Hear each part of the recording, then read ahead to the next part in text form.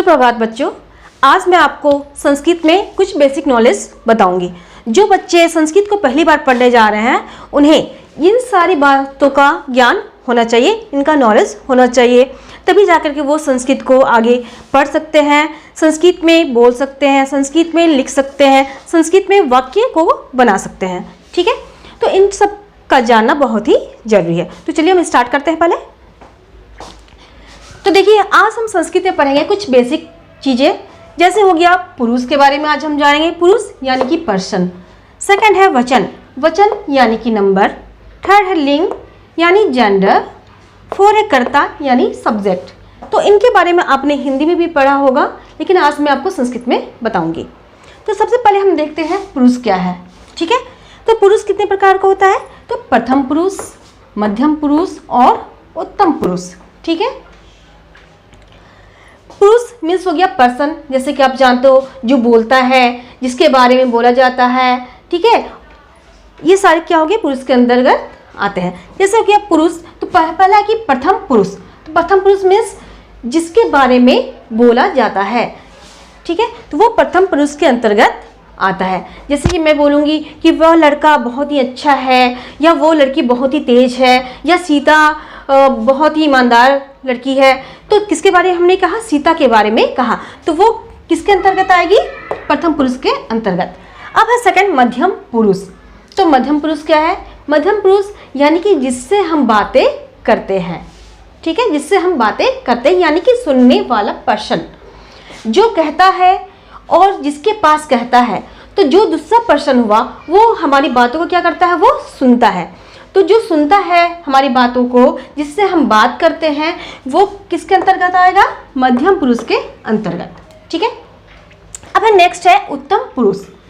यानी उत्तम पुरुष यानी जो कहता है, जो बातों को कहता है, यानी कि अपने बारे में अगर मैं कह रही हूँ किसी से कुछ बातें, यानी मैं जो है वो उत्तम पुरुष के अंतर्गत आऊँगी। ये क्लियर हो गया ये।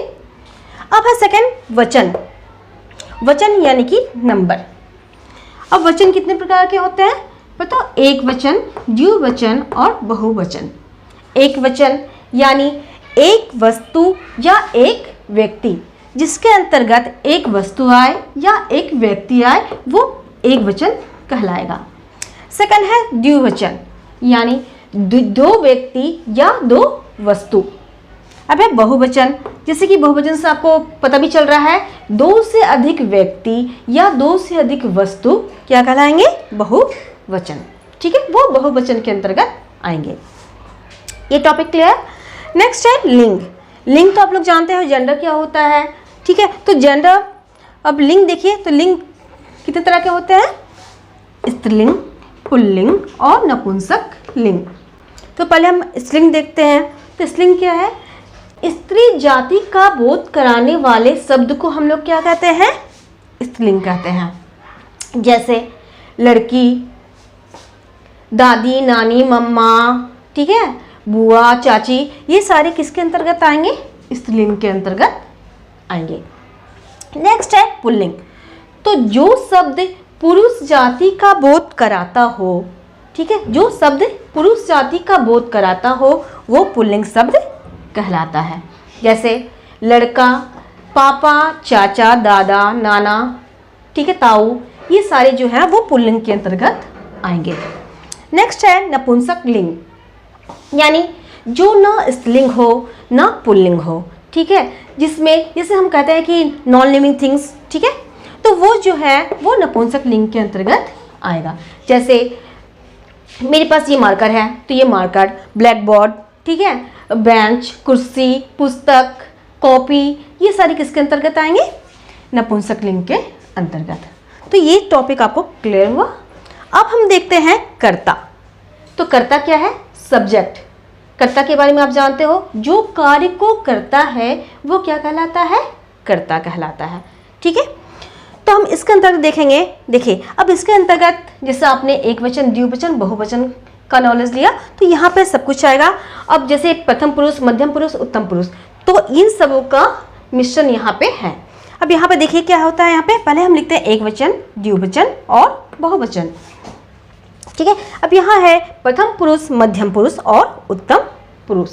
तो कुछ करता है, जिसको हम सर्वनाम के नाम से भी जानते हैं। अब देखिए फर्स्ट है सह, एक वचन में क्या आएगा? सह। सह मीन्स होता है वह, ठीक है।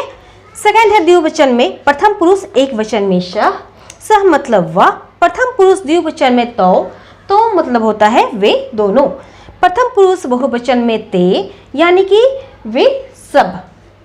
अब प्रथम मध्यम पुरुष एक वचन में आता है त्वम, जैसे कि मैंने पहले भी बताया था कि प्रथम पुरुष में जिसके बारे में हम कहते हैं तो वह हुआ, यानी कि हम जिसके बारे में कहेंगे तो वो वह कराएगा, जैसे कि वह बहुत सुंदर है या वह बहुत अच्छा है, ठीक है ना, तो यानी वो प्रथम पुरुष के अंतर्गत आएगा। अब हमने कहा था मध्यम पुरुष, यानी कि जिससे हम बातों को कर रहे हैं, जो हमारी बातों को सुन रहा है। तो मध्यम पुरुष एक वचन में आया त्वम, त्वम का हिंदी होता है तुम। मध्यम पुरुष द्विवचन में हुआ युवाम, जिसका हिंदी होता है तुम दोनों। मध्यम पुरुष बहुवचन में होता है यूयम, जिसका हिंदी होता है तुम सब या तुम लोग। अब हम देखेंगे उत्तम पुरुष। तो उत्तम पुरुष के अंतर्गत मैंने बताया था कि जो बातों को करता है, यानी कि अपने बारे में, ठीक है, जो कहता है वही उत्तम पुरुष के अंतर्गत आता है। जैसे यहाँ देखिए उत्तम पुरुष एक वचन में है अहम, अहम का मतलब होता है मैं। उत्तम पुरुष द्विवचन में है आवाम, आवाम मतलब हम दोनों। उत्तम पुरुष बहुवचन में है वयम, यानी हम सब या हम लोग, ठीक है।